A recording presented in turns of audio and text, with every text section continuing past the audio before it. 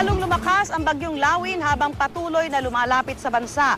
Sa ngayon ay nakataas na ang signal number 1 sa Eastern Samar. Sa Taya ng Pag-asa, huling namataan ng bagyo sa layong 560 kilometers sa silangan ng Katarman, Eastern Samar. Taglay nito ang lakas ng hangin 85 kilometers per hour at bugsong aabot sa 100 kilometers per hour. Gumagalaw ito pakanluran timog kanluran sa bilis na 9 kilometers per hour. Sa storm track ng Weather Central, makikitang patuloy itong lumalapit sa bansa. Martes ng susunod na linggo, posible itong maglandfall sa Eastern Visayas. At sa Miyerkules, may tsansang tumama ito sa Northeastern Luzon. Pinaiigting naman ito ang hanging habagat na siyang nagdudulot ng mga pag-ulan. Asahan din ng mga pag-ulan dito, lalo na sa silangang bahagi ng Kapuluan.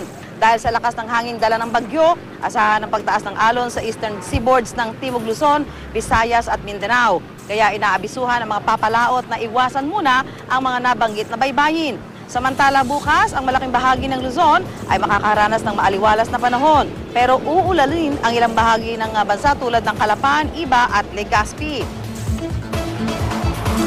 Ang Kalakhang Visayas ay makakaranas din ng pagulan maliban sa Iloilo kung saan inaasahang mas maganda ang panahon. Sa Mindanao, asahan ng pagulan sa Cagayan de Oro, Zamboanga at Cotabato. Bahagyan namang mas maaraw sa mga lugar sa gitna at katimugang bahagi nito.